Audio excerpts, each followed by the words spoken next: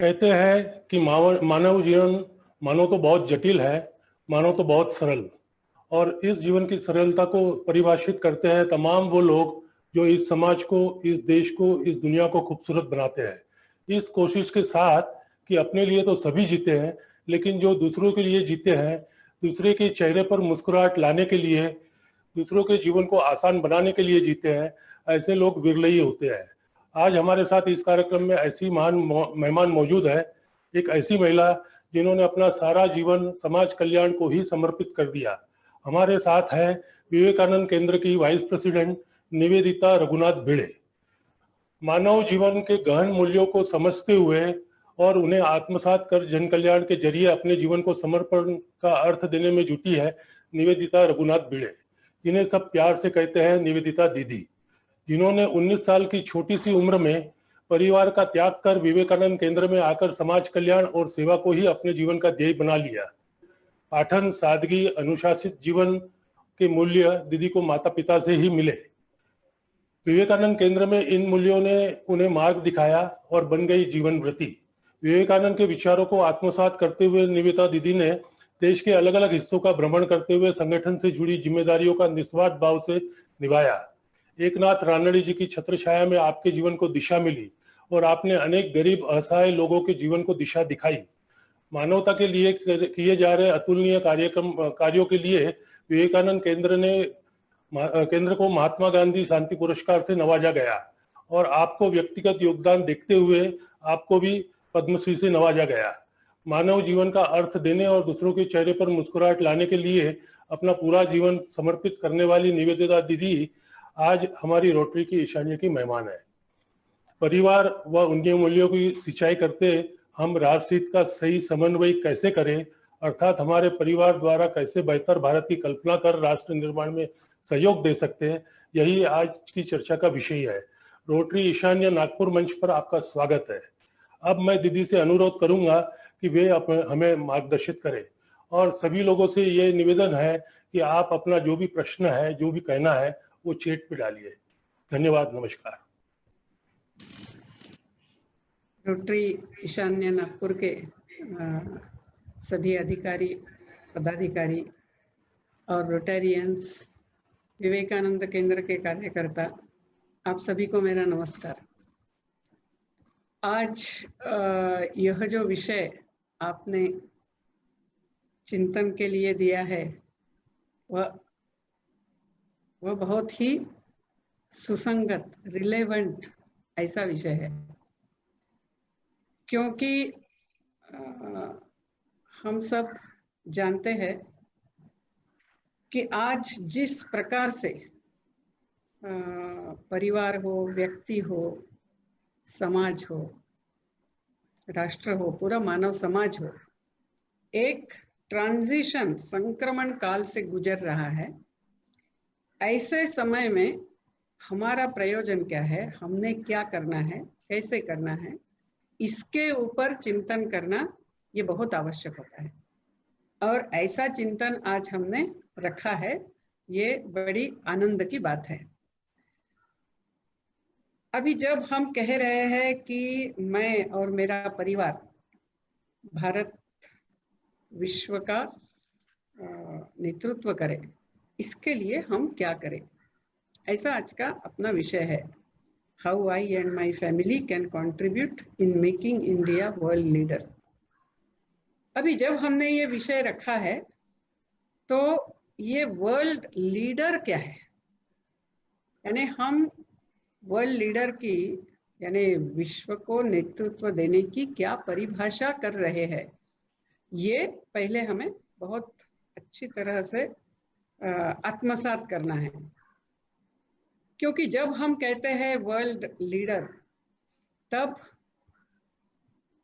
हम ऐसा नेतृत्व नहीं चाहते हैं, नहीं सोच रहे हैं, नहीं कभी भारत ने अपने राष्ट्र जीवन में किया है कि जिससे दूसरों को नष्ट किया जाए, दूसरों को दबाव डाला जाए, दूसरों को उनका जो सहज जीवन मार्ग है उससे हटाया जाए। ऐसा भारत का कभी भी ये नहीं रहा है। तो ये पहला, यानी जैसा शायद हिटलर चाहता था, जैसा अमेरिका ने गत कुछ डिकेड्स करने का प्रयास किया कि जो उनके मूल्य है वो यूनिवर्सल मूल्य है, यानी जो वो कहते हैं सही, वही पूरा विश्व ने सही कहना चाहिए, विश्व ने उसी के अनुसार रहना चाहिए, उन्हीं को मानना चाहिए। ये जो आग्रह, ऐसा भारत का नेतृत्व नहीं है। तो भारत के नेतृत्व की काफी सारी विशेषताएं हैं। भारत ने ऐसा नेतृत्व पहले किया है और भारत फिर से करेगा, यानी उस स्थिति तक भारत पहुंच रहा है। तो सबसे पहला जब हम कह रहे हैं नेतृत्व करना है, तो उस नेतृत्व के कुछ बिंदु है, यानी हम क्या दुनिया को देना चाहते हैं। नेतृत्व का अर्थ ही ऐसा है, वो नया शब्द से आता है, नया यानी ले जाना। हम कौन से मार्ग से मानव समाज को ले जाने के लिए प्रयास करना चाहते हैं, ये इसका अर्थ है। तो एक तो ऐसा है कि आज जो सारे मानव समाज की समस्याएं हैं, कौन सी समस्याएं हैं? तो एक है विघटन की समस्या है, यानी परिवार का विघटन हो रहा है, फिर कम्युनिटीज का तो पश्चिम में तो हो ही गया है, फिर समाज का विघटन हो रहा है, व्यक्ति का विघटन हो रहा है, क्योंकि व्यक्ति जो है वह शरीर मन बुद्धि जो है वो भी एक साथ रह नहीं पा रहा, ऐसी स्थिति है। यानी शरीर थक जाता है, मन उसको सोने नहीं देता है, मन कुछ संकल्प करता है कि कल से मैं ऐसा ऐसा करूंगा, शरीर उसकी साथ नहीं देता है, यानी साथ नहीं देता है, यानी शक्ति नहीं, इसलिए नहीं, शरीर में जो आलस या जो सुख सुविधाओं के पीछे दौड़ने का एक सहज वृत्ति वो है, उसके कारण वो संकल्प के लिए तैयार नहीं होता है। यानी शरीर मन बुद्धि भी एक साथ नहीं है, वो भी अलग अलग है। व्यक्ति परिवार से अलग है, परिवार का विघटन हो रहा है। तो एक जो समस्या है, मनुष्य निसर्ग से अलग हो रहा है, निसर्ग का संतुलन बिगड़ रहा है। तो ये सारी एक समस्या, विघटन की समस्या है। दूसरी हम देखते हैं कि साइंस और टेक्नोलॉजी ने जिस प्रकार से सबको साथ में लेकर आए, यानी आज फिजिकल प्रॉक्सिमिटी बहुत सहज हो गई। ऑफ कोर्स अभी कोरोना के कारण ये सोशल डिस्टेंसिंग की बात छोड़ दीजिए जो हम बोल रहे हैं, लेकिन आज हम कहीं से भी कहीं भी जा सकते हैं। तो जैसे जो एक शब्द का उपयोग किया जाता है ग्लोबल विलेज वगैरह, लेकिन फिजिकली लोग साथ आने से, एक साथ आने से वो एक दूसरों को स्वीकारेंगे ही ऐसा जरूरी नहीं है।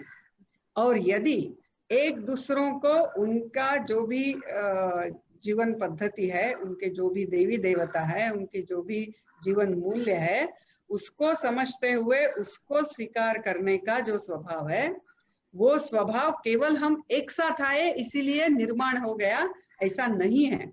और वो स्वभाव यदि नहीं है और फिर हम एक साथ आ गए, तो वो ज्यादा समस्या को ही जन्म देता है।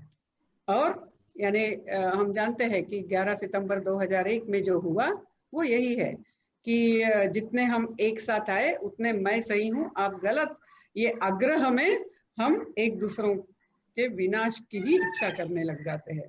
तो इसीलिए फिजिकल प्रॉक्सिमिटी होने के बावजूद हम एक दूसरों को कैसे स्वीकारें, ये एक समस्या। दूसरी जो समस्या है कि मनुष्य जीवन है किस लिए? हम सारे जन्म लेते हैं, दौड़ते हैं, सुख के पीछे दौड़ते हैं, इसमें आनंद है, उसमें आनंद है, ऐसा करके दौड़ते हैं और आखिर एक दिन जीवन समाप्त हो जाता है। यदि सच में हमें एक दिन जाना ही है तो हमने जन्म क्यों लिया है?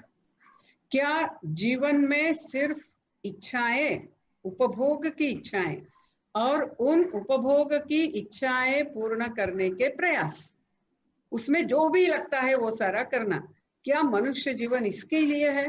तो फिर मनुष्य और पशुओं में फर्क ही क्या रहा?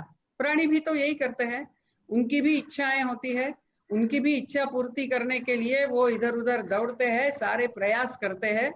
वो भी चाहिए तो जैसे बाद में खाना है करके 2 रोटी कुत्ता छिपा के रखता है, उनको भी समझता है अपना यानी क्या कहेंगे, शरीर का हित किसमें है। तो जो पशु प्राणी करते हैं वही हम कर रहे हैं, मनुष्य करता है। सिर्फ पशु प्राणी की बुद्धि सीमित है, हमारी बुद्धि उससे काफी ज्यादा अच्छी है। इसीलिए वो शायद दोपहर के खाने के लिए कुत्ता वो रोटी सवेरे मिली है उसको छिपा के रखता है, और मनुष्य 7 पीढ़ियों के लिए पैसा कमाते रहता है। बस इतना ही फर्क है। यानी क्या मनुष्य जीवन सिर्फ अर्थ और काम इसके लिए ही है, ऐसा दिख रहा है। ऐसा आज विश्व में मानव समाज की यही दौड़ चल रही है। तो ये जो सारी समस्याएं हैं, और चौथी समस्या हम देखते हैं कि एक्सक्लूसिविज्म। एक्सक्लूसिविज्म मीन्स व्हाट आई से is only right and what you say is not correct at all. My God is the only way, your God is not the true.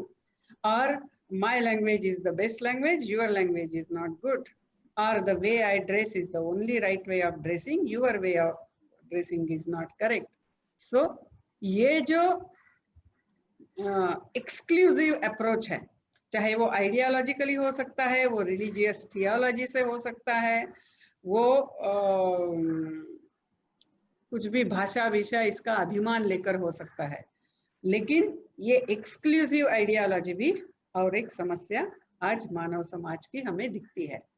तो इन सारी समस्याओं को मार्गदर्शन क्या भारत कर सकता है,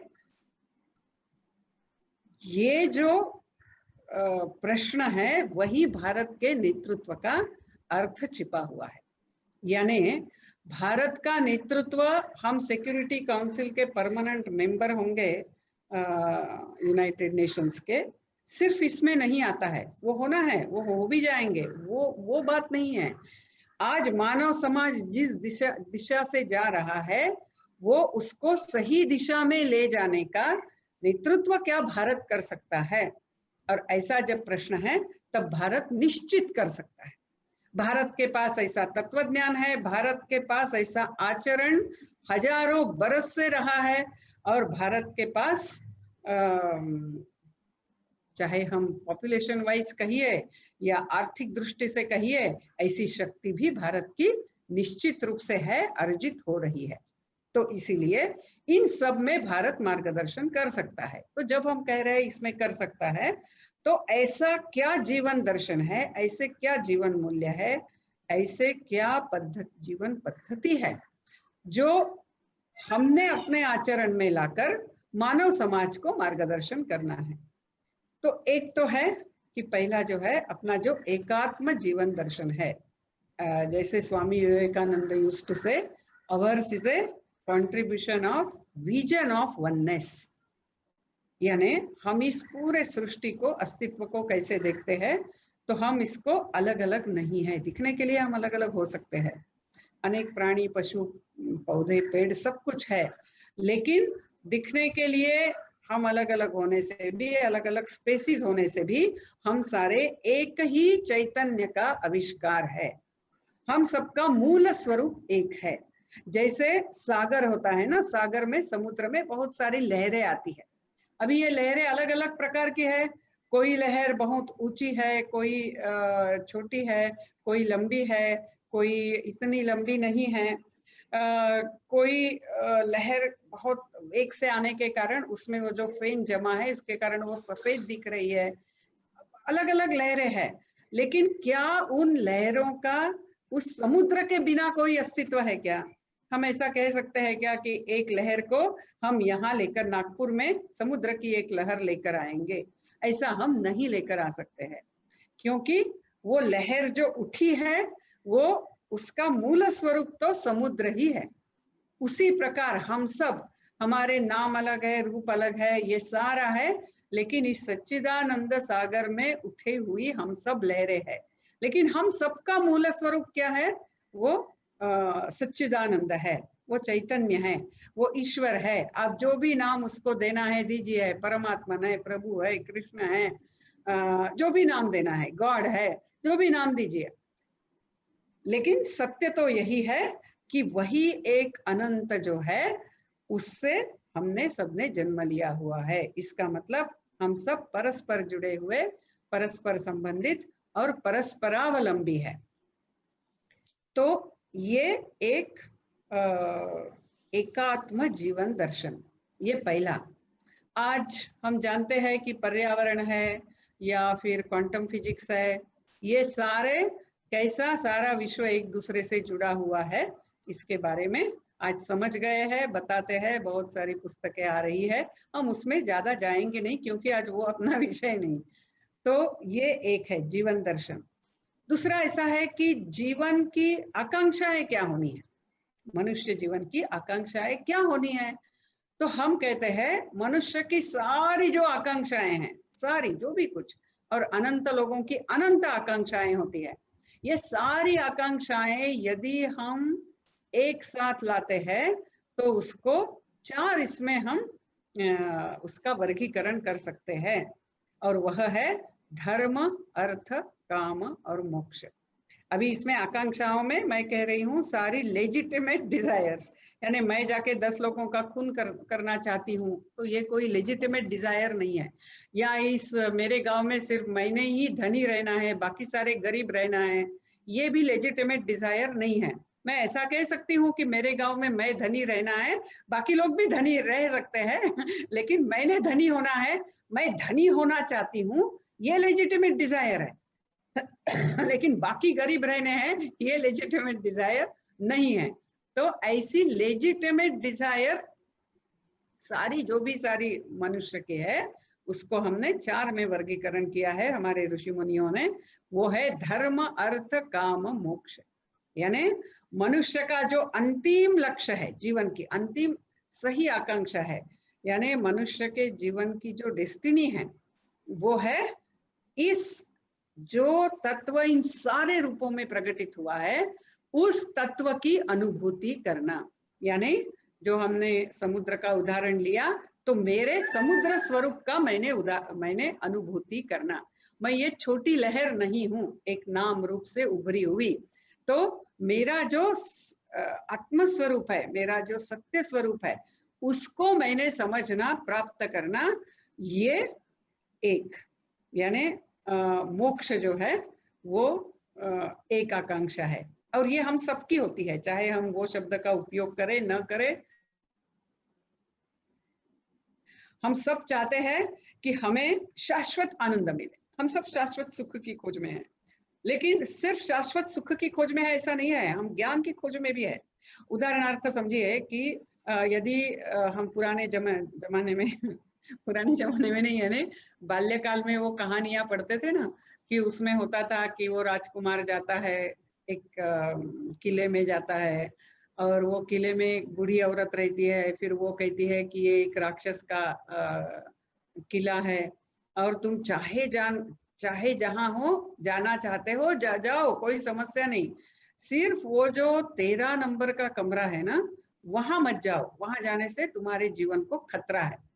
अभी इतना बताने के बाद भी वो राजकुमार कहा जाता है, हम सब जानते हैं अपने कहानियों में, वो राजकुमार वो 13 नंबर का कमरा खोलने के लिए ही जाता है, कमरे में झांकने के लिए ही जाता है। क्यों? यानी इग्नोरेंस में आनंद है, bliss, there is bliss in ignorance, ऐसा हम कहते हैं, और इग्नोरेंस इज ब्लिस ऐसा कहते हैं। लेकिन ठीक है, मैं यदि मेरा यानी चेतना का कोई विकास ही नहीं होता है, मैं एक एकदम खाऊ व्यक्ति होती हूँ, खाऊ यानी मुझे खाने में आनंद आता है, बाकी मुझे और कुछ नहीं चाहिए, तो ये मेरा कोई जीवन का विकास नहीं है। अल्टीमेटली मैं ज्ञान भी प्राप्त करना चाहती हूँ और आनंद भी प्राप्त करना चाहती हूँ, वो भी शाश्वत। तो मुझे लगता है कि शायद मुझे ये मिल जाएगा तो मैं एकदम परमानेंटली सुखी हो जाऊंगा, और हम उसके पीछे दौड़ते हैं, वो हमें मिलता है और बाद में कुछ समय हमें समझता है कि नहीं, ठीक है मुझे आनंद मिला उस समय, लेकिन शाश्वत सुख नहीं मिला, अभी भी कुछ तो भी अपूर्ण सा कुछ तो भी एक समाधान नहीं, ऐसा लगता है। सब कुछ है, अच्छा परिवार है, अच्छा घर है, व्यवसाय अच्छा चल रहा है, बच्चे अच्छे हैं, और फिर भी जीवन में और कुछ तो भी चाहिए, ऐसा जो लगता है वो वही मुमुक्षा है, और वो हर एक व्यक्ति का अल्टीमेट डेस्टिनेशन है। हम सब वहां जाना चाहते हैं।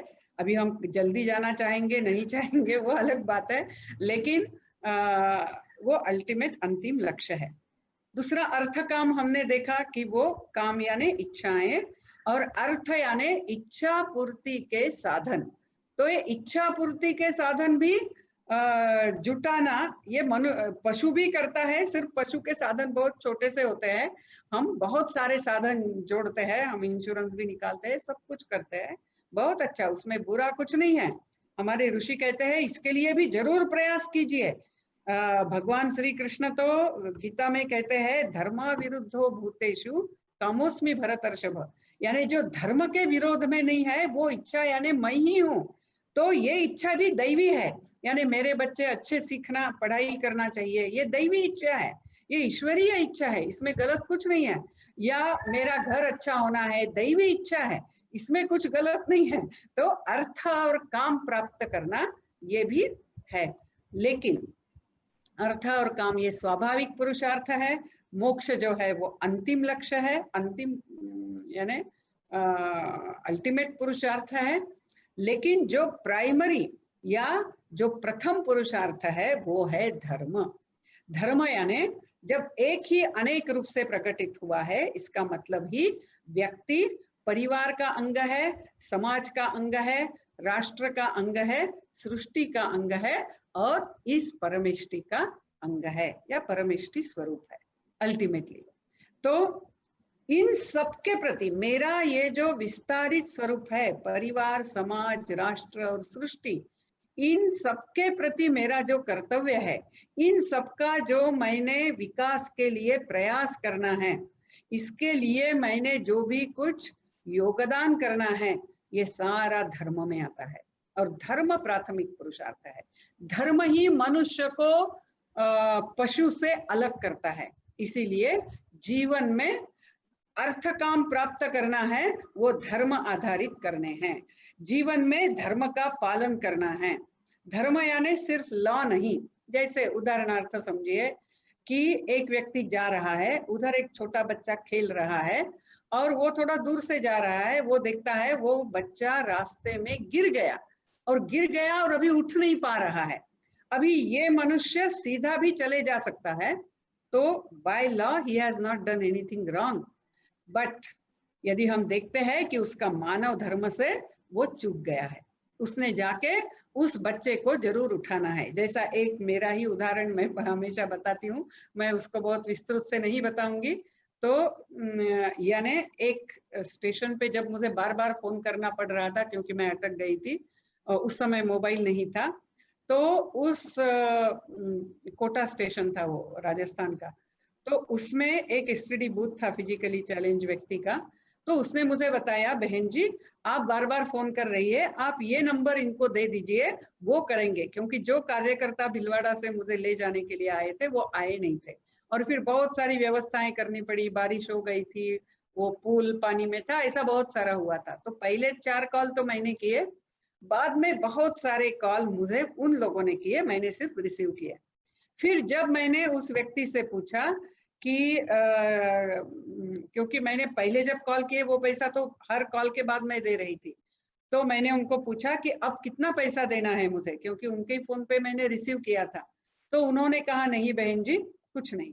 मैंने कहा क्यों, आपने आपका बिजनेस क्यों बिगाड़ा आपका नंबर देके? तो उन्होंने बोला कि नहीं बहन जी आप अकेली है, अटक गई है, ऐसे समय आपसे पैसा मैंने प्राप्त करना यानी पैसा कमाना ये धर्म नहीं है। यानी as a law if he would have charge me for each call he would not have been wrong. लेकिन धर्म जो होता है वो लॉ से भी, कानून से भी परे होता है, और वो हमारा मानव धर्म, हमारा पड़ोस धर्म, यानी पुरुष है तो उसका पति धर्म, उसका पुत्र धर्म, उसका पिता धर्म, ऐसे अनेक अपने धर्मों की परिभाषा होती है। तो हमारे जीवन में वो धर्म भी होना है।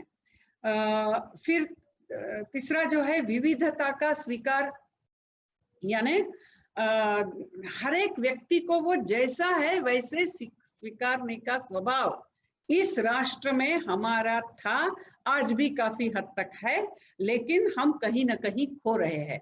इसीलिए दूसरों ने मेरे जैसा होना है, मैं जैसा वो बिहेव करे, ऐसा चाहती हूँ वैसा ही उसने आचरण करना है, ऐसा हमारा जो आग्रह होता है, उसके कारण परिवारों में संबंध भी टूटते हैं, संबंधों में भी खटास आती है। यानी I accept my people as they are, यानी विविधता ये इस सृष्टि का नियम है, और विविधता के परे जाते हुए हम सबको जोड़ने वाली जो आत्मीयता है, जो एकात्मता है, उसके ऊपर ध्यान केंद्रित करना और उसके कारण सबको जोड़ के रखना, ये हमारा कार्य है। यानी ये भारत की विशेषता रही है। इसीलिए आप देखिए भारतीय संस्कृति पूरे विश्व में गई, काफी सारे देशों में गई। आज भी आप जानते हैं कि दुनिया का सबसे बड़ा मंदिर जो है यानी अभी स्वामीनारायण का एक आधा मंदिर हो गया होगा, लेकिन अभी तक सबसे बड़ा मंदिर जो है वो एंकोर वैट में कंबोडिया में है। ऐसे बहुत बड़े बड़े मंदिर पूरा यानी सब जगह गया, लेकिन हमने कभी जाके आपकी भाषा सही नहीं, आपका कपड़े पहनने का तरीका सही नहीं, आपके ये देवी देवता सही नहीं, ऐसा भी नहीं कहा। हमने कहा ठीक है, आप जिस माँ की प्रार्थना कर रहे हैं वो सिर्फ आपकी माँ है मत समझिए, वो सबकी माँ है। यानी विविधता के परे जाते हुए जो जोड़ने वाला सूत्र था वो हम लोगों के पास लेकर गए और लोगों को जोड़ा। जो वैश्विक स्तर पे तब किया वो अभी भी करना है नेतृत्व करते समय, लेकिन वो हमारे परिवार में भी होना है, लोगों को जोड़ना। यानी कभी कभी ऐसा लगता है ये ऐसा क्यों व्यवहार कर रही, लेकिन उससे परे जाते हुए उसको समझना, उसको अपनाना, उसको अपना मानना। तो ये जो है ये विविधता का स्वीकार और आत्मीयता पर आधारित व्यवस्थाएं खड़ी करना, ये भारत की विशेषता रही है। अपनी बहुत सारी व्यवस्थाएं ब्रिटिश काल में तहस नहस हो गई है, जैसे ग्राम व्यवस्था होती थी, मंदिर व्यवस्था होती थी, फिर हर एक कम्युनिटी की अपनी व्यवस्था होती थी, फिर कुटुंब व्यवस्था है। तो इन सारी जो व्यवस्थाएं हैं उसका आधार आत्मीयता होता था, क्योंकि हम सब परस्पर जुड़े हुए हैं। तो हम भी जानते हैं कि सबसे श्रेष्ठ परिवार कौन सा परिवार हो सकता है, जो आत्मीयता पर आधारित है, वही सबसे अच्छा परिवार है। तो वहाँ वो एक दूसरों को स्वीकारते हैं, एक दूसरों को मदद करते हैं, वहाँ ये नहीं होता है, यानी क्या कहते हैं विद्वेष नहीं होता है। उसी प्रकार कौन सा ग्राम, कौन सा गांव अच्छा है, कौन सा लोकेलिटी अच्छी है, जो आत्मीयता पर आधारित है, वो कम्युनिटी हम कह सकते हैं, वो लोकेलिटी हम कह सकते हैं, वो हाउसिंग कॉलोनी हम कह सकते हैं, वो सबसे अच्छी है जो आत्मीयता पर आधारित है। तो ऐसे आत्मीयता पर आधारित शिक्षण संस्था, आत्मीयता पर आधारित ऐसा ये जो सारा हमें व्यवस्थाएं खड़ी करनी है, वो खड़ी करते हुए ही हम सही रूप से पूरे विश्व को, मानव समाज को जीवन का एक जो उच्च स्तर होता है उस स्तर के लिए प्रयास करने के लिए मनुष्य जन्म मिला है। और अर्थ काम जरूर महत्व के है, लेकिन उसका अपना एक स्थान है। सिर्फ अर्थ काम ही पूरे जीवन को व्याप्त नहीं होना चाहिए। ऐसी छोटी छोटी अनेक जो इन हमने देखे हुए बिंदु से बातें निकलती है, वो बातें हम लोगों को कैसे सिखाएंगे, ये सबसे महत्व की बात है। और वहां मैं और परिवार की बात आती है, क्योंकि जो जीवन दर्शन और मूल्य होते हैं वो फिजिक्स केमिस्ट्री जैसे या टेक्नोलॉजी जैसे या साइंस जैसे ऑब्जेक्टिव नहीं होते हैं। यानी स्पेसक्राफ्ट कैसे बनाना, इसका तंत्र ज्ञान है। तंत्र ज्ञान जो है वो देने वाले जो भी साइंटिस्ट होंगे, वो साइंटिस्ट का पर्सनल व्यवहार कैसा भी हो सकता है, उनके पर्सनल व्यक्तिगत मूल्य कैसे भी हो सकते हैं। सिर्फ उनके तंत्र ज्ञान में वो पक्के हैं तो हम उनसे वो तंत्र ज्ञान स्वीकारते हैं। लेकिन यदि हमें विश्व को आध्यात्मिक नेतृत्व देना है, यदि हमें विश्व को सांस्कृतिक नेतृत्व देना है, यदि हमें विश्व को इस आत्मीयता पर आधारित व्यवस्थाएं कैसी होती है ये बताना है। तो ये लेक्चर देने से, ये पुस्तकों से ये नहीं होने वाला है। तो हमारे राष्ट्र जीवन में, हमारे पारिवारिक जीवन में ये सारे मूल्य दिखने हैं। इसीलिए सबसे पहला जो होता है, यानी वर्ल्ड लीडर करके भारत बने, इसके लिए मैं और मेरा परिवार क्या योगदान करे, ऐसा यदि प्रश्न है तो इसमें सबसे पहला योगदान करना है तो सबसे पहला बिंदु तो ये है कि हमारे परिवार में ये जीवन दर्शन और ये जीवन मूल्य हमारे आचरण में हो, यानी हम आचरण से ही सिखा सकते हैं।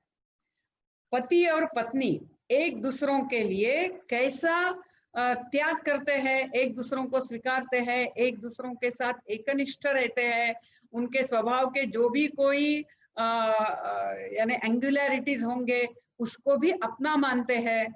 ये बच्चे जब माँ पिता को ऐसे प्रेम से एक दूसरों को स्वीकार करते हुए देखते हैं तो वो भी इसी प्रकार से त्याग, सेवा, स्वीकार करना सीखते हैं। आप जानते हैं कि सोशल साइंटिस्ट कहते हैं कि यदि माँ पिता का यानी डाइवोर्स हुआ है तो उन बच्चों का डाइवोर्स होने के चांसेस 50% बढ़ जाते हैं, क्योंकि उन्होंने अपने जीवन में उदाहरण देखा नहीं है। यदि उनके दादा दादी, नाना नानी के भी हुए हैं तो उस बच्चे के जीवन में डिवोर्स होने के चांसेस 80 to 85% बढ़ जाते हैं। यानी कल्पना कीजिए, ये जो मूल्य होते हैं ना वो एब्स्ट्रैक्ट होते हैं और वो हमारे आचरण से ही समझते हैं। इसीलिए सेवा क्या है, प्रेम क्या है, आत्मीयता क्या है, माफ करना क्या है, क्षमा करना क्या है, ये सारी बातें प्रत्यक्ष जब परिवार में बच्चे देखते हैं तभी वो उससे सीखते हैं। इसीलिए ये सबसे पहले, यदि हमें विश्व को आध्यात्मिक नेतृत्व देना है, जो स्वामी विवेकानंद ने कहा था, जो भारत ने पहले भी किया है और आगे भी आने वाले दिनों में भारत को करना है, यदि ऐसा है तो पहले हमारे परिवार में ये पारिवारिक मूल्य निश्चित रूप से दिखने हैं, ये मूल्य हमारे परिवार में आने हैं। अभी ये पालन करने का यानी ये मूल्य समझने का पहला स्थान तो परिवार ही है। तो इसीलिए मैंने सोचा कि अभी नवरात्र आने वाला है कुछ ही दिनों में, तो इसीलिए हम शक्ति स्वरूप से इस यानी परिवार में इन मूल्यों को कैसे लाना है ये समझने का प्रयास करें। 3 शक्तियां हम जानते हैं, ज्ञान शक्ति, इच्छा शक्ति और क्रिया शक्ति। तो अपने परिवार की ज्ञान शक्ति, इच्छा शक्ति और क्रिया शक्ति, ये तीनों अच्छी करनी है। यदि हमें योगदान करना है तो परिवार की ये तीनों शक्तियां व्यवस्थित होनी है। अभी जब हम कहते हैं ज्ञान शक्ति, तो ये ज्ञान शक्ति क्या है? एक तो भारतीय संस्कृति, हमारा जीवन दर्शन और हमारे जीवन मूल्य, ये क्या है इसका ज्ञान होना, ये एक। अभी ये ज्ञान कैसे होगा? तो एक तो हमारे घर में ऐसे इसका अध्ययन करने का एक स्वभाव होना है, हमारे घर में ऐसी चर्चाएं होनी है। हमारे घर में ऐसी चर्चाएं होती है क्या? हमारे घर में ऐसे पुस्तकें होते हैं क्या? हम बिल्कुल एकदम योजना से ऐसा साहित्य, ऐसे मैगजीन्स हमारे घर में आते हैं क्या? यानी बच्चों को रामायण, महाभारत, आप जानते ही है गीता प्रेस ने ओरिजिनल लाए हैं। ओरिजिनल यानी श्लोक है, उसका अर्थ है। उसके ऊपर के नॉवेल हमारे घर में हो सकते हैं, लेकिन नॉवेल्स में डिस्टॉर्शन है, बहुत सारा डिस्टॉर्शन है। जैसे आपने देखा होगा कि वो द्रौपदी कहती है अंधे का पुत्र अंधा ही है, हमें ऐसे बताया जाता है सीरियल्स में, पुस्तकों में, लेकिन द्रौपदी ने ऐसा कभी नहीं कहा है। तो ऐसी छोटी छोटी अनेक बातें हैं, यानी डिस्टॉर्शन हमारे धर्मशास्त्रों का, हमारे इतिहास का नॉवेल्स के माध्यम से हो गया है। तो हमारे घर में ऐसे ग्रंथ है क्या? हमारे घर में इसके बारे में चर्चाएं होती है क्या? यानी भारत की विशेषता क्या रही है कि उदाहरणार्थ जैसे स्वामी विवेकानंद ने उनके पहले भाषण में जो शिकागो सर्वधर्म परिषद में दिया, उन्होंने कहा, I am proud to belong to a nation which gave refuge to all the persecuted of the world. चाहे वो सीरियन क्रिश्चियन हो, चाहे वो पारसीज हो, चाहे वो जूस हो, चाहे वो बाद में ये आए हुए अपने तिबेटन बुद्धिस्ट हो, यानी सारे परसिक्यूटेड लोगों को स्थान देने वाला, आश्रय देने वाला। और वो आश्रय भी कैसा, सेकंड रेट सिटीजन करके नहीं, तो अपनाते हुए, अपना मानते हुए, उनको उनकी परंपरा का पालन करने का स्वातंत्र देते हुए। अब ये छोटी सी बात है, स्वामी जी ने उस भाषण में कही है। क्या हमारे घर में हमारे बच्चों को ये पता है? भारत की ये विशेषता है, क्या उनको ये पता है? हमें बहुत बड़ी बड़ी बातें बताई जाती है कि हमने उदार मन का होना है वगैरह वगैरह, उसके लिए हम सेक्युलर शब्द का उपयोग करते हैं। लेकिन मैं अभी सेक्युलरिज्म की चर्चा में जाऊंगी नहीं, लेकिन एक छोटी सी बात बताती हूँ कि आप जानते हैं कि क्रिश्चियनिटी में बहुत सारे डिनोमिनेशंस है। तो जैसे जर्मनी का ल्यूथेरियन चर्च है, तो जर्मनी में ल्यूथेरियन चर्च को ही प्राधान्यता है। एंग्लिकन चर्च, बैप्टिस्ट चर्च, वहां जाके जर्मन्स में अपनी चर्च नहीं खोल सकती है, ये स्वातंत्र उनको नहीं है। जबकि हमारे देश में सारे डिनोमिनेशंस की चर्चेस है और कहीं भी वो अपनी चर्च खोल भी सकती है। अभी सच में लिबरल बात करनी है तो कौन ये लिबरल बात कर सकता है? यानी भारत ने क्या क्या किया है, भारत का तत्वज्ञान कैसा रहा है, उसकी व्यावहारिकता आज कैसी क्या है, होनी चाहिए, ऐसी सारी बातें, चर्चाएं हमारे घर में होती है क्या? हमारे घर में कम से कम एक खाना हम एक साथ खाते हैं, और ऐसे समय ऐसे इनफॉर्मल चर्चाएं माता पिता सहजता से हम निकालते हैं क्या? यदि मैं पिता हूं या माँ हूं, तो ऐसी चर्चा निकालने के लिए मैं मेरे ज्ञान की कक्षा बढ़ाता हूं क्या? मैं उसके लिए प्रत्यक्ष कुछ जानने का प्रयास कर रहा हूं क्या? या मैं भी टीवी पे या जो भी सारा बाहरी बाह्य ऊपरी तर से जो भी भारत को गालियां देना या भारत को नीचा दिखाने का ही जो तंत्र दिखता है, क्या मैं भी उसका शिकार हुआ हूं? यानी हम भारत को, यदि भारत की विशेषता समझेंगे ही नहीं, तो हम विश्व को मार्गदर्शन ही कैसे कर सकते हैं? तो इसीलिए ये अपनी ज्ञान शक्ति बढ़ाना, तो ये ज्ञान शक्ति बढ़ाने के प्रयास हमारे घर में कैसे हो रहे हैं, इसके ऊपर अपना चिंतन होना है। हमारे घर में ऐसे क्या पुस्तकाने हैं, हमारे घर में यानी इसके लिए हमने ऐसा क्या प्रयास किया है, या यानी परिवार करके क्या प्रयास किया है। जैसे समझिए कि रामनवमी आ रही है, ठीक है, तो रामनवमी आ रही है तो 9 दिन मैं मेरे जो भी ये हाउसिंग कॉलोनी है, इस कॉलोनी के सारे बच्चों को हम राम कथा करेंगे और मैं स्वयं बताऊंगा। यानी उसके लिए मैं उसको समझते हुए बच्चों को आज की भाषा में समझे और वो उसको अप्रिशिएट कर सके, ऐसा मैं बताऊंगा।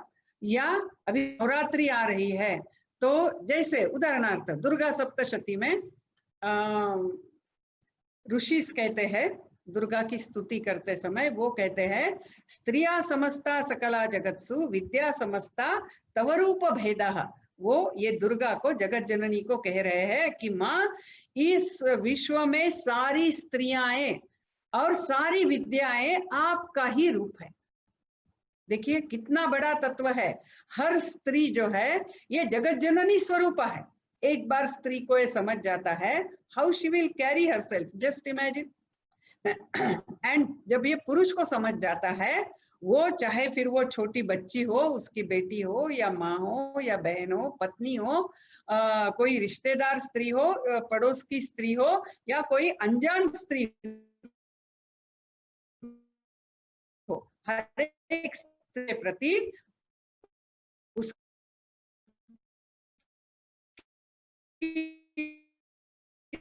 दृष्टि धीरे धीरे, कितनी हमें अपने संस्कृति के बारे में बहुत कम हम जानते हैं, और इसीलिए अपनी ज्ञान शक्ति बढ़ाना। फिर दूसरा जो है इच्छा शक्ति बढ़ाना, ये और महत्व का है। इच्छा शक्ति यानी जैसे हम कुछ करना चाहते हैं, ठीक है, तो वो मैं करके ही रहूंगा, ये इच्छा शक्ति, will power. If I decide I do it, that's all, there is no other option in that. ऐसी विल पावर निर्माण करना। स्वामी विवेकानंद कहते थे व्यक्ति और व्यक्ति में क्या फर्क है, सिर्फ इच्छा शक्ति का फर्क है। जो लोग जो सोचते हैं कर दिखाते हैं, और जो सोचते तो बहुत कुछ है। और आप ही बताइए इस पूरे दुनिया में ऐसा कोई है कि जो बहुत अच्छा सोचता नहीं है कि मैंने ये करना है, वो करना है, वो करना है। ऐसे सोचने वाले तो हजारों लोग हैं, लेकिन करने वाले कम क्यों है? क्योंकि इच्छा शक्ति बढ़ाना। तो ये जो इच्छा शक्ति है और ये हर काम के लिए लगती है, चाहे मुझे जो प्रोफेशन चुनना है उसके लिए हो सकती है, मैं मेरे बिजनेस में एक नया और खोलना चाहता हूँ तो उसके लिए एक इच्छा शक्ति लगेगी कि हाँ जो भी मेहनत करनी है वो मैं करूंगा, उसके लिए जो भी प्रयास करने हैं। तो ऐसी इच्छा शक्ति विकसित व्यवहार की है, जीवन मूल्यों का पालन करने की है। ऐसी इच्छा शक्ति विकसित आज हमारे घरों में हम कर रहे हैं क्या? और यहाँ मैं देखती हूँ कि अपने घरों में आज हमारे बच्चों की इच्छा शक्ति बड़ी दुर्बल होती जा रही है। यानी वो उसका और एक उसकी जो शुरुआत है वो संयम से है, मन के ऊपर संयम से है। आज हमारे बच्चों का संयम हम कितना बढ़ाते हैं।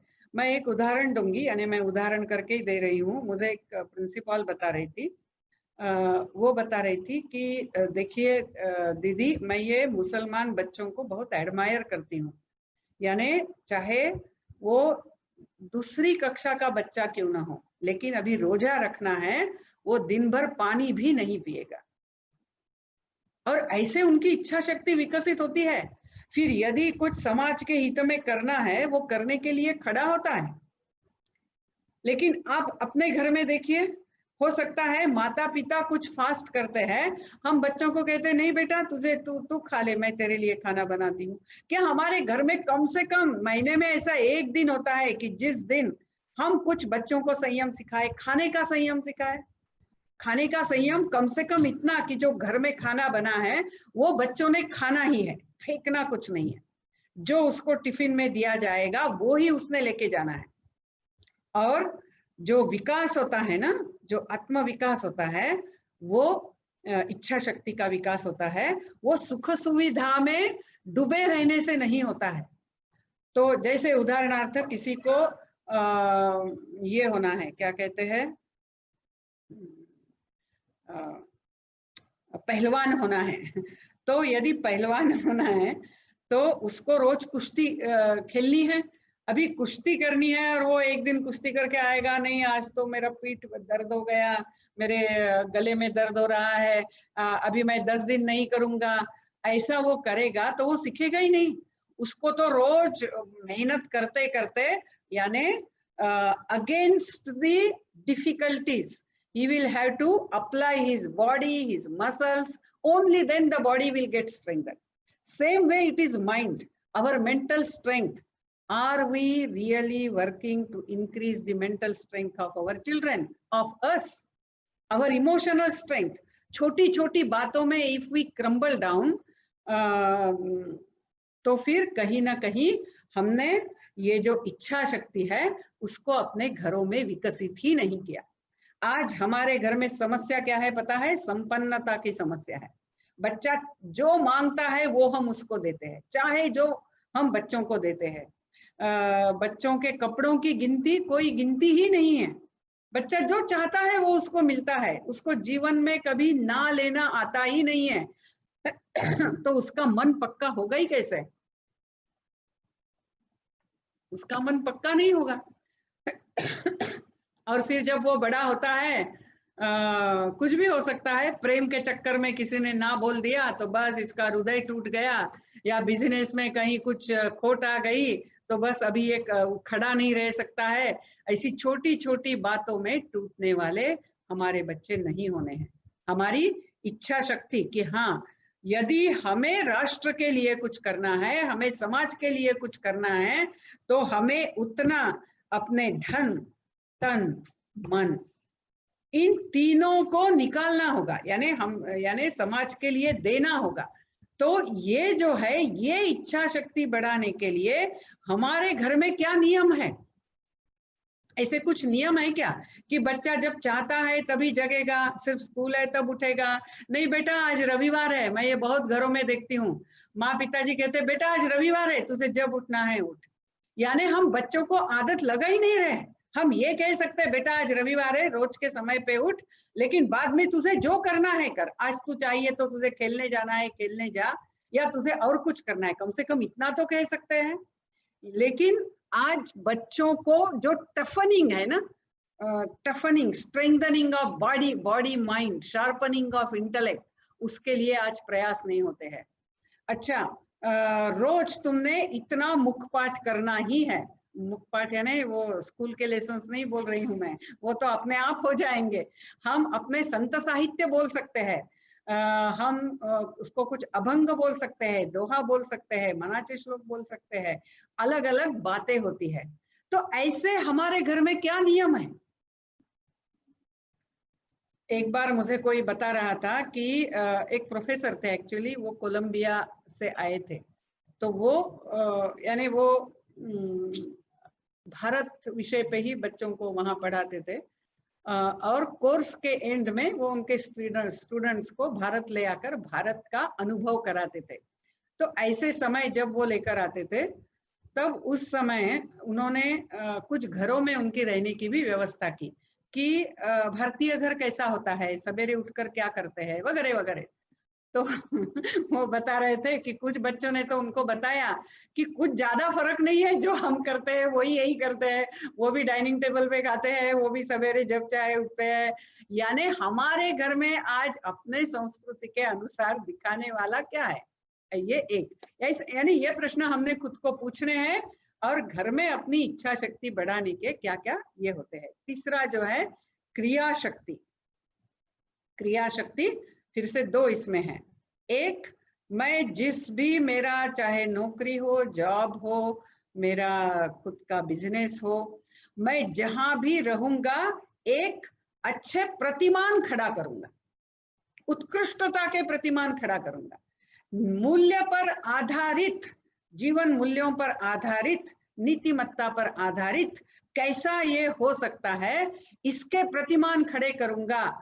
ऐसी क्रिया शक्ति हमें विकसित करनी हो। क्योंकि आप जानते होंगे अल्बेरुनी करके एक 13वीं सदी का एक ये था ट्रेवलर, वो भारत के बारे में लिखता है कि भारत के व्यापारी, बिजनेसमैन वगैरह जो है, उनके साथ व्यवहार करना ये एक आनंद की बात है। क्यों आनंद की बात है? क्योंकि वो लिखता है कि वो इतने सच्चे हैं और उनका माल इतना उत्कृष्ट होता है, उनको इसमें से कितना प्रॉफिट मिलने वाला है ये ग्राहक को भी पता होता है, फिर भी ग्राहक आनंद से लेता है। यानी कभी किसी को फंसाना नहीं, धोखा देना नहीं। यानी ये भारत ने ऐसे एक क्या कहेंगे, ऐसे एक आदर्श खड़े किए थे। क्या आज हम फिर से, मैं जहां भी हूं, जिस भी क्षेत्र में हूं, मैं ऐसा आदर्श खड़ा कर सकता हूं और ऐसे आदर्श खड़े करने के सपने मेरे बच्चों को दे सकता हूं कि वो जहां भी जाएंगे उत्कृष्टता से कार्य करेंगे, जो भी मैन्युफैक्चर करेंगे उत्कृष्ट ही होगा। आज ये चुनौती हमारे सामने है, तभी भारत आगे जाएगा, तभी भारत आत्मनिर्भर बनेगा, तभी भारत जो पहले था कि इस दुनिया का सबसे धनी देश फॉर द लॉन्गेस्ट पीरियड, ये तभी संभव होगा। तो ऐसी क्रिया शक्ति बिजनेस लेते हुए। दूसरा जो है कि परिवार जो है वो समाज का अंग है। तो इस समाज के लिए मेरा निश्चित समय, ऊर्जा और धन मैं दूंगा ही समाज में अच्छे कार्य चलते रहने के लिए। तो इस दृष्टि से क्या मेरा और मेरे परिवार का जीवन है। इसमें एक महत्व का ये है कि जब बच्चे बड़े होते समय अपने माता पिता को समाज के लिए कुछ करते हुए देखते हैं, इससे उनके ऊपर यह संस्कार होता है कि हमारा कर्तव्य अपने परिवार समाज के प्रति होता है। यानी फिर उनके लिए माँ पिताजी बोझ नहीं होते हैं, उनके लिए माँ पिताजी एक अनवांटेड एंड ऐसा बर्डन नहीं होता है। तो ये जो समाज के लिए निश्चित रूप से कुछ ना कुछ देना, ये देने का एक हर परिवार का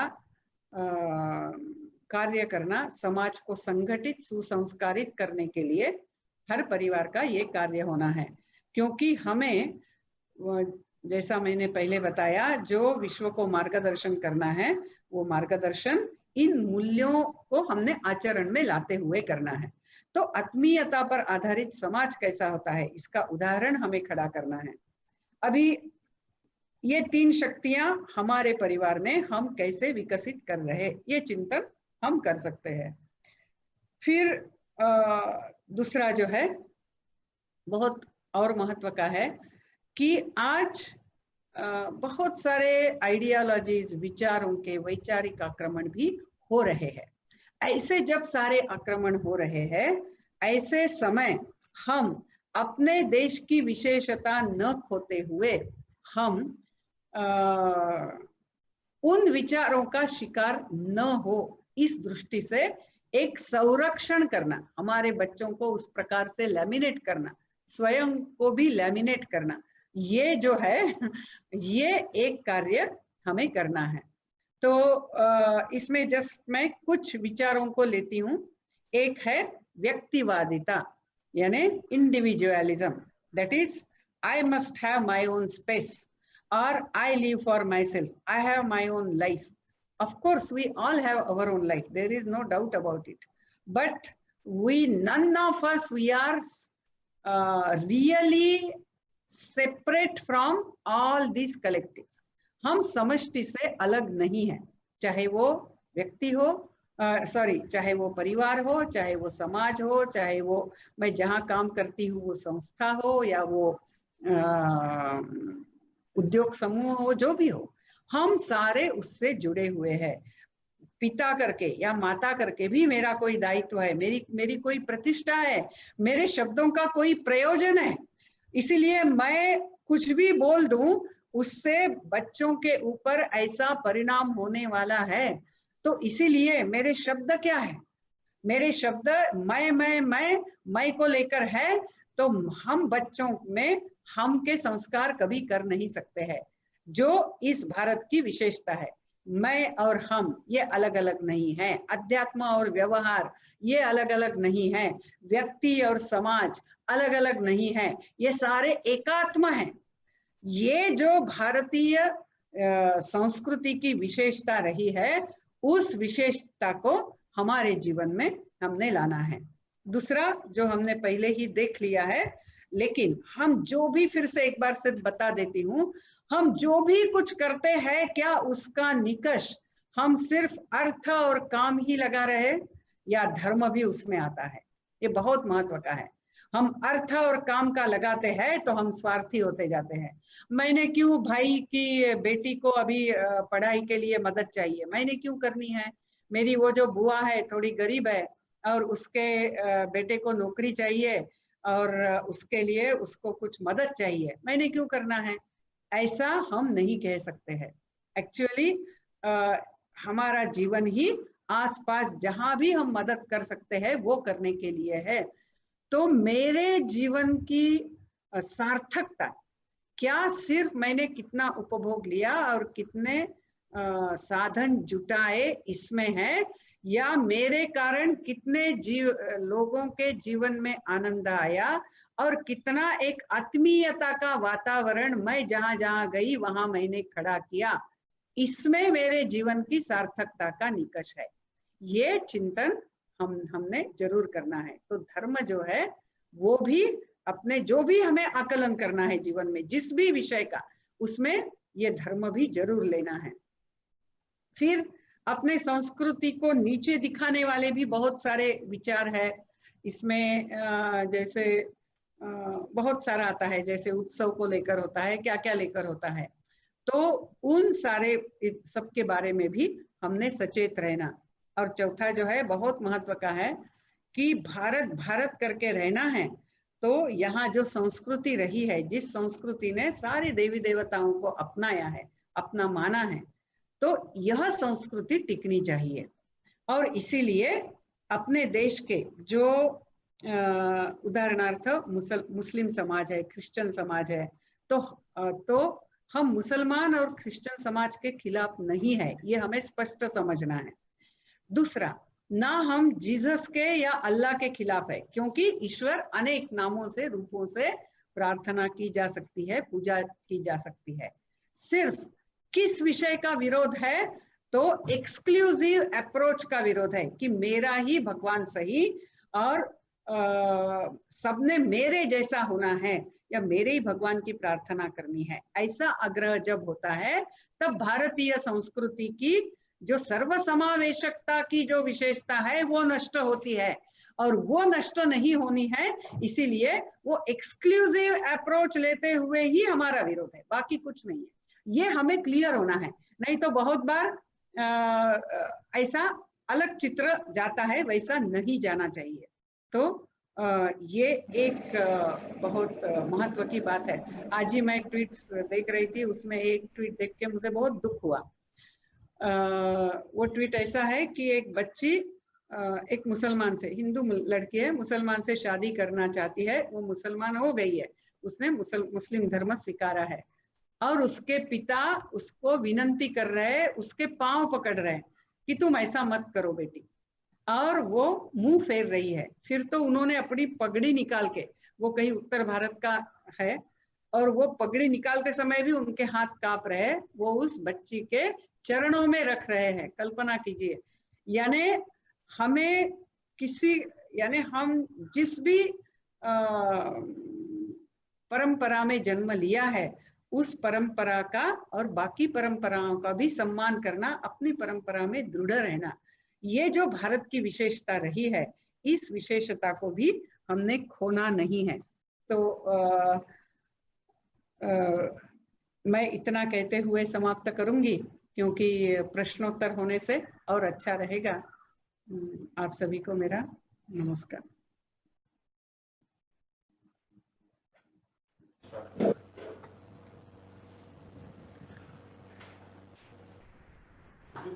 बहुत बहुत धन्यवाद निवेदिता दीदी। आपने बहुत ही सरल शब्दों में वर्तमान परिस्थिति से हमें अवगत कराया तथा हम सब में एक नई चेतना जागृत की। हम भारतवासी अपनी क्षमता, आत्मशक्ति, आचरण और गुणों को सही दिशा में केंद्रित करें तो हम भारत को विश्व में शीर्ष पर ला सकते हैं तथा भारत की संस्कृति, विचारधारा से विश्व कल्याण के सारथी बन सकते हैं। आपका एक बार फिर से बहुत बहुत धन्यवाद। आपके विचारों के बाद कुछ सवाल मेरे और दर्शकों कहे हैं। पहला प्रश्न टेक्नोलॉजी से लेकर है। आज हम सब टेक्नोलॉजी की देन से एक साथ जुड़ गए हैं। आप कन्याकुमारी से, हम नागपुर से और देश के अलग अलग प्रांतों से। दूसरी तरफ टेक्नोलॉजी ही परिवार के सदस्यों को एक दूसरे से दूर कर रहा है, क्योंकि सब अपने आप मोबाइल या लैपटॉप पर तल्लीन रहते हैं।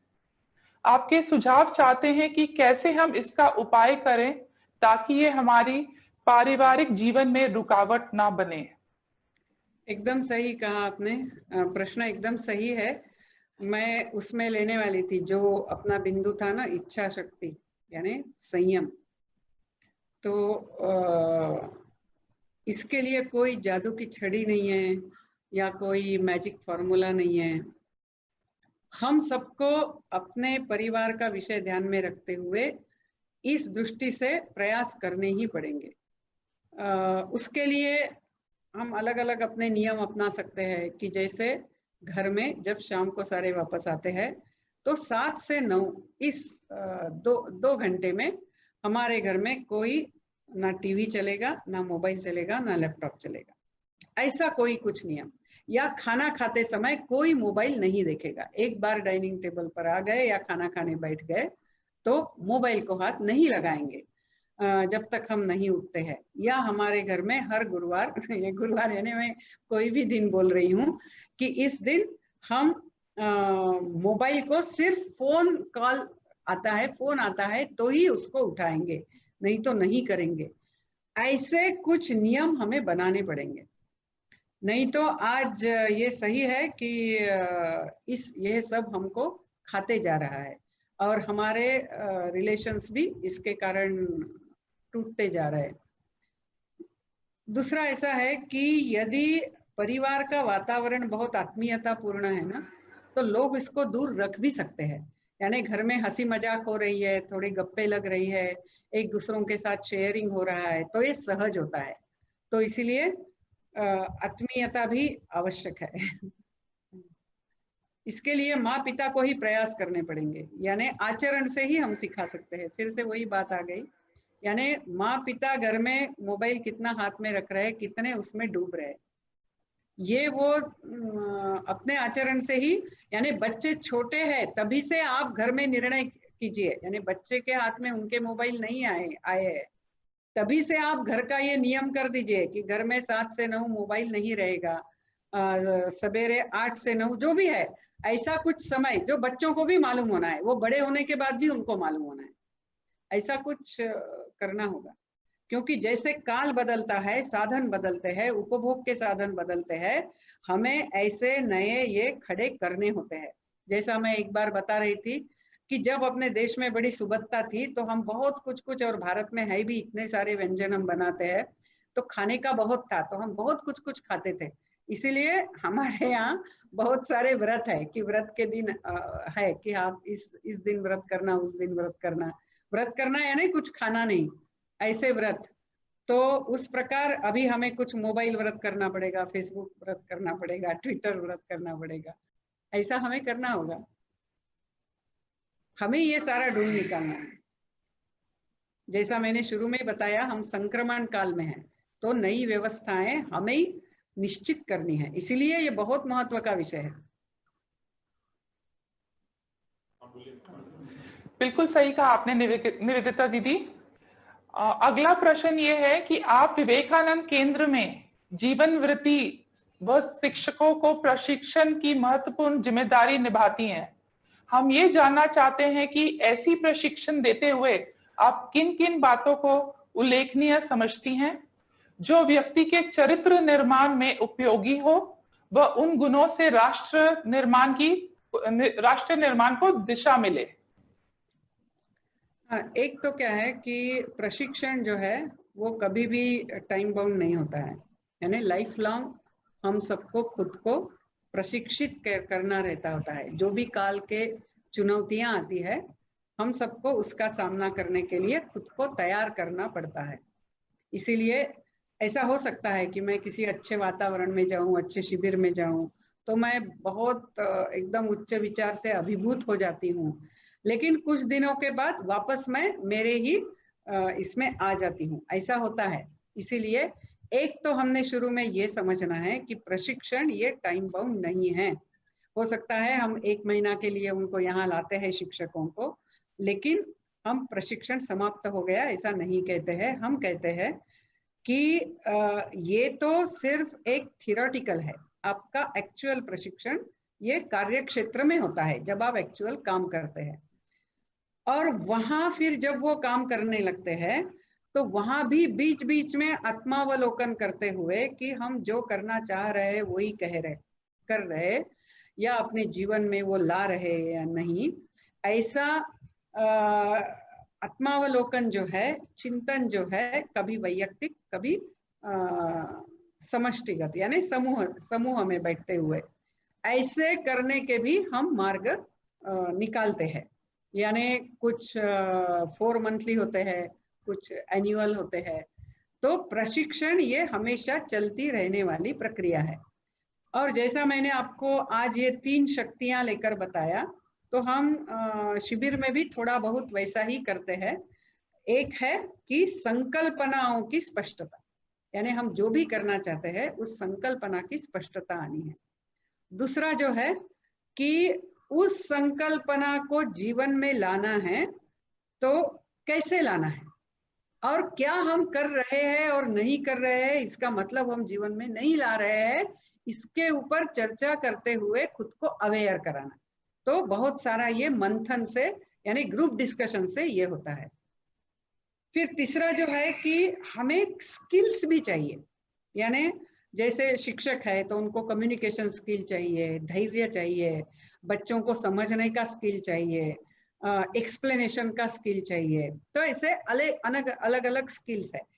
जीवन वृत्ति कार्य करता है, उसको भी काफी सारे कौशल्य चाहिए। यदि उसको योग सत्र लेना है या संस्कार वर्ग लेना है, लोगों से संपर्क करना है, लोगों को जोड़ना है, एक अच्छी टीम खड़ी करनी है, तो टीम फॉर्मेशन के कौशल्य क्या है। तो एक तो है कौशल्य विकसन, इसके ऊपर भी जोर दिया जाता है। और तीसरा जो है कि हम स्व मूल्यांकन करने की एक आदत लगाते हैं कि मैं जो करना चाहती थी वो मैं कितना हद तक कर पा रही हूँ। ऐसा 2-3 बातें लेते हुए प्रशिक्षण होता है। दीदी अगला सवाल एक मिस्टर हरि गुप्ता की तरफ से है कि kindly throw more light on the fourth purushartha, that is moksha. Okay, very good. बहुत बार मोक्ष सोचने से हमें लगता है कि वो मृत्यु के बाद मोक्ष मिलेगा, लेकिन अपनी मोक्ष की कल्पना ऐसी नहीं है। अपनी मोक्ष की कल्पना ऐसी है कि मैं जो हूँ मैं ईश्वर स्वरूप हूँ। तो एक तो मेरे इस स्वरूप को मैंने समझना, और दूसरा मेरे व्यवहार में उस ईश्वरीयता का प्रगटीकरण होना है। ये 2 बातें हैं। अभी ईश्वरीयता का प्रगटीकरण यानी क्या, मैं कहूंगी बहुत सीधा शब्द है, आत्मीयता का प्रगटीकरण। Because there is nothing else, everything is same. एको हम बहुश्याम, one has manifested as many. तो उस आत्मीयता का प्रगटीकरण होना है, चाहे जो हो। जैसे उदाहरणार्थ मैं खाना खा रही हूँ तो मेरी जीभ दांत के बीच में आती है, तो हम क्या करते हैं, हम ऐसा नहीं कहते हैं कि अरे ये मेरे दांतों ने जीभ को काट दिया तो अभी मैं जाके क्या करूंगी, मेरे सारे दांत उखाड़ दूंगी। ऐसा नहीं कहती हूँ, क्योंकि दांत भी मेरे हैं, जीभ भी मेरी है। उसी प्रकार घर में समझिए कि पत्नी ने कुछ कहा या सास ने कुछ कहा, अभी मुझे इच्छा होती है कि मैं उनको सुना दूं, कुछ तो भी सुना दूं, ये इच्छा होती है, क्योंकि मैं भी मेरे विकार से बंधी हुई हूँ, काम क्रोध लोभ मोह मद मत्सर से बंधी हुई हूँ, और इसीलिए मैं रिटेलिएट करना चाहती हूँ।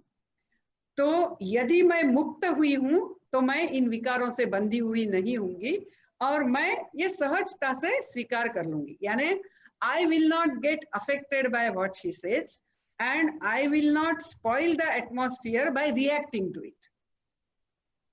तो इसीलिए हम सब ने, हम जितना मुक्त होते हैं उतना हम जीवन में जहां भी जाते हैं आनंद ही फैलाते हैं, सुख ही देते हैं, लोगों को जोड़कर ही रखते हैं।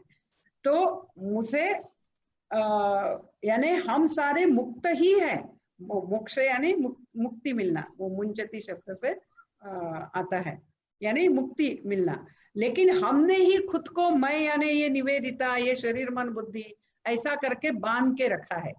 तो इसका एक उदाहरण देता है, उदाहरण है, आप जानते हैं ना कि बंदर जो होता है, बंदर को कैसे पकड़ता है शिकारी।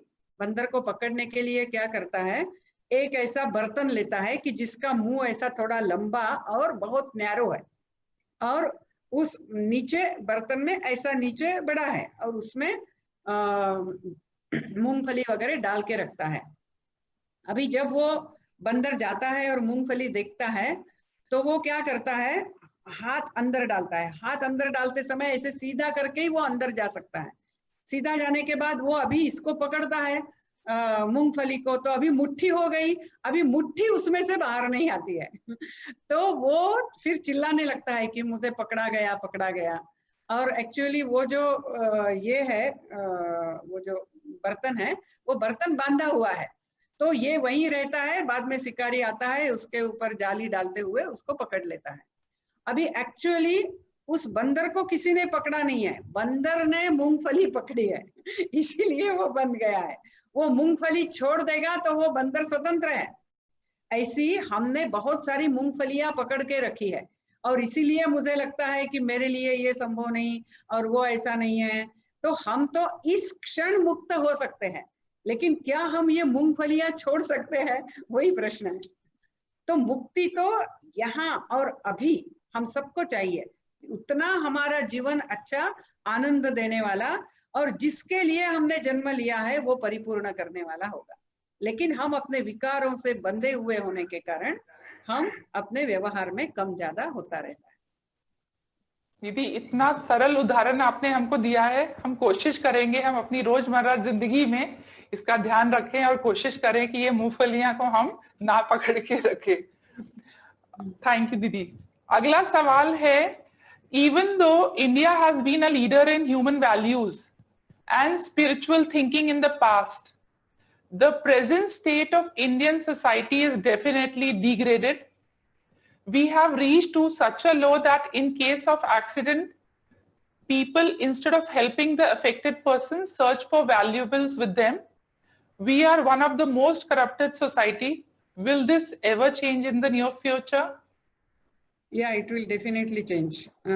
Because first thing is,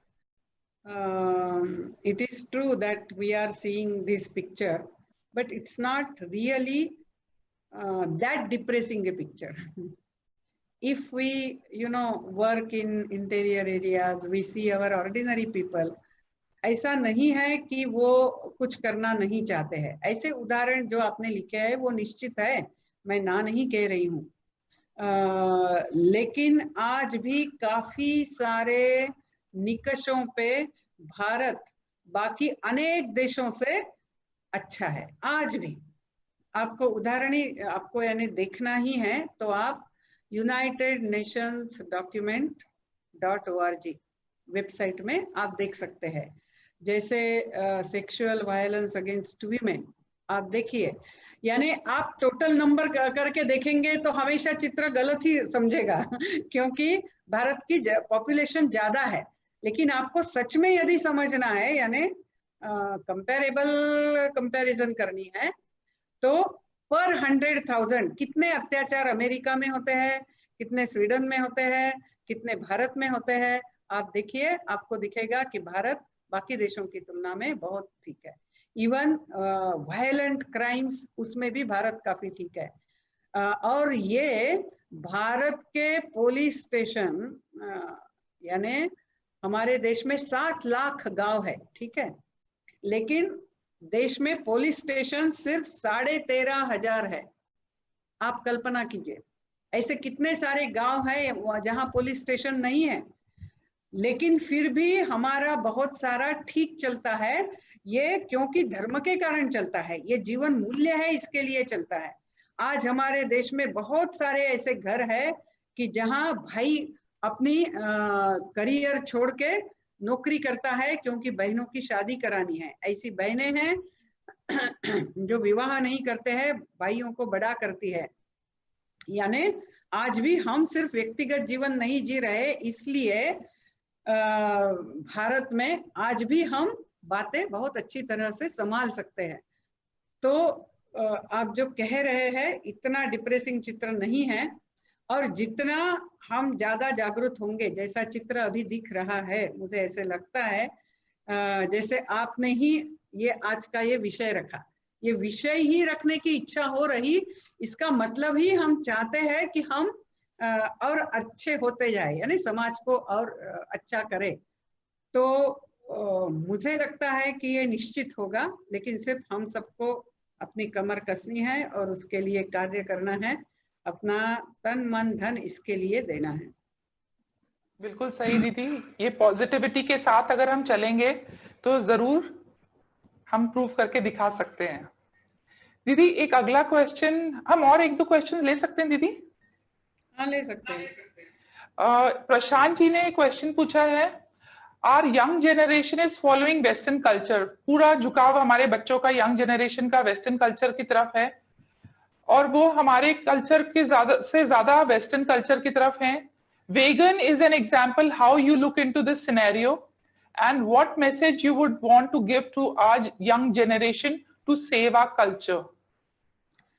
मुझे क्या लगता है ना कि एक्चुअली अपनी जो प्रेजेंट यंगर जनरेशन है, इट इज वो ज्यादा प्रामाणिक है।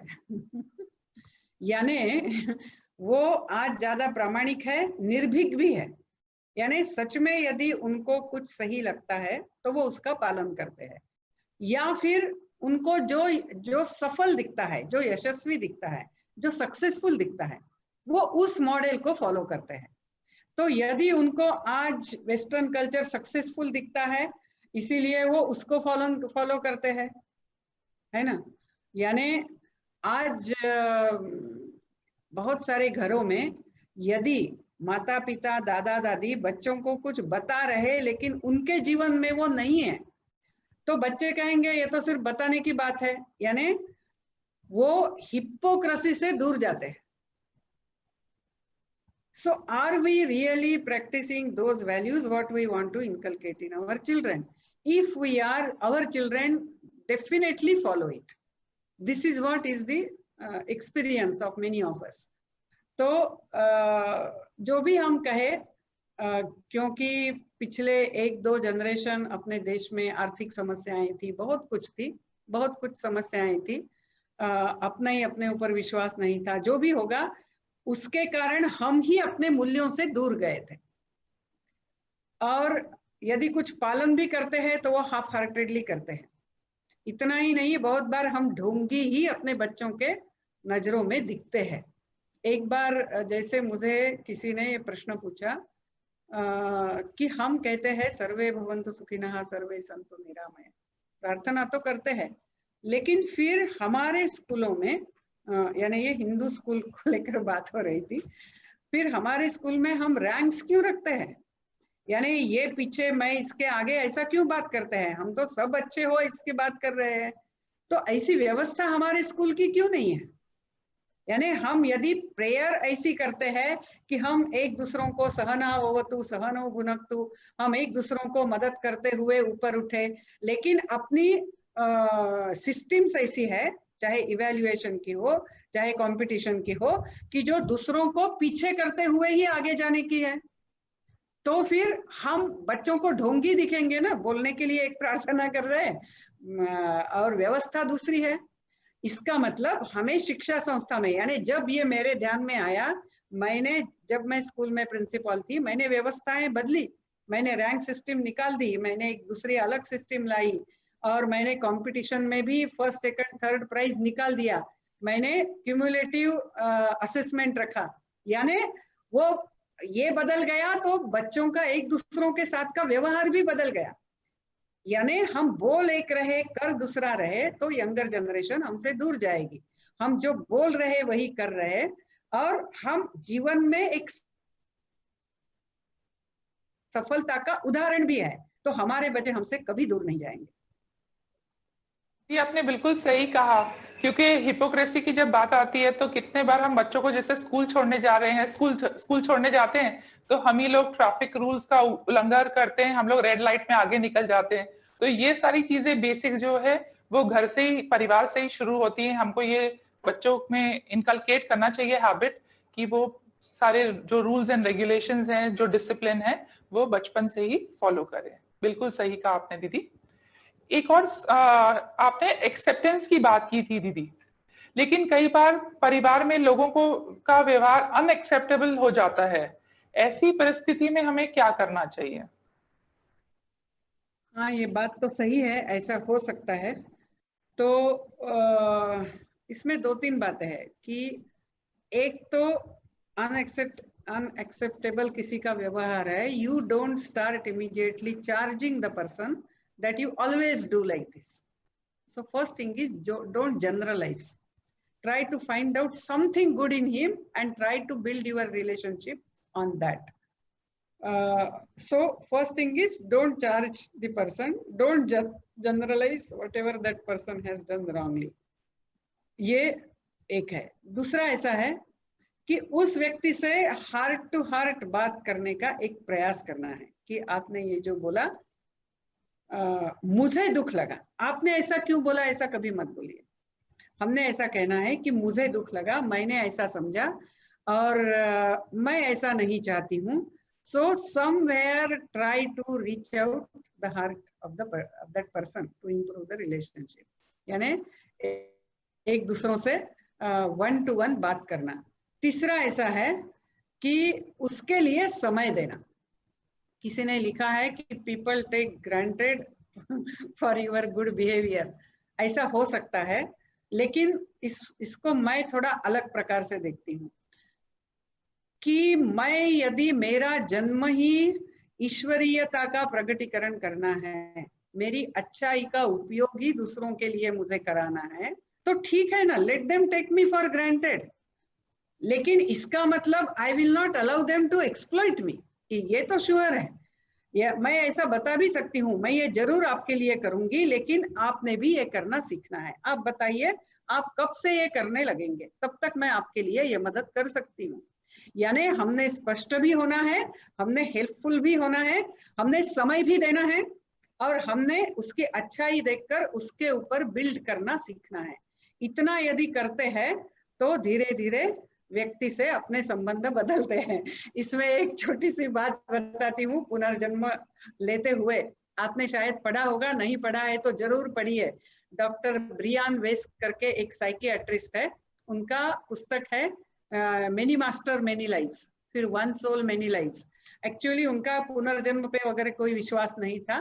फिर ट्रीटमेंट वो करने लगे तो वो हिप्नोटाइज करते थे. एक बार ऐसा करते समय वो बचपन में जाने के बजाय उनकी पेशेंट पहले जन्म में चली गई. तो इनका तो कोई विश्वास था नहीं, लेकिन वो साइंटिस्ट होने के कारण उन्होंने सब नोट किया. फिर उन्होंने ये करना शुरू किया और धीरे धीरे धीरे वो पूरे बदल गए. तो उनका जो रिसर्च है, जिनको भी पुनर्जन्म के ऊपर इंटरेस्ट है वो जरूर उनके पुस्तक पढ़ सकते हैं.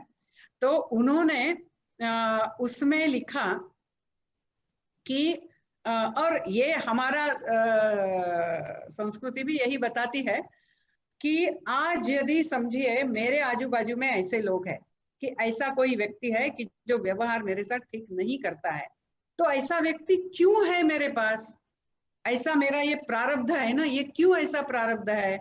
क्योंकि मैंने मेरे आत्मविकास की यात्रा में ये सीखना है कि ऐसे व्यक्ति के साथ व्यवहार कैसे करना है. ये सीखने के लिए ये व्यक्ति मेरे जीवन में आया है. अभी मैं नहीं सीखूंगी, मैं एक तो उससे भाग जाऊंगी या उसको ही मेरे जीवन से नकार दूंगी, मेरा दरवाजा बंद कर दूंगी. तो ठीक है, दरवाजा बंद कर दीजिए, अगले जन्म में वो व्यक्ति फिर से आएगा. आप उससे छूटने वाले नहीं हैं. आपको ये सीखना ही पड़ेगा कि उसके साथ व्यवहार कैसे करना है. This is what the all interpersonal relationship actually depends. Its basis is spirituality. The more I learn to behave with others with all matured way, it is I who evolve. Whether they understand, accept, or they realize or not, that is their speed of progress. लेकिन मेरा आत्मविकास अच्छा से होता है. ये यदि हम समझते हैं तो हम दूसरों से व्यवहार की अपेक्षा नहीं करेंगे. वो उसके गति से चल रहा है, मैं मेरे गति से चलूंगी. दीदी एक बार फिर से बहुत बहुत धन्यवाद. आपने बहुत ही इजी सॉल्यूशंस, हमारी पूरी क्वेरीज, हमारी जितने प्रॉब्लम्स अराइज हुए थे, आपने उनका सही जवाब देके हमें उसका मार्गदर्शन किया है.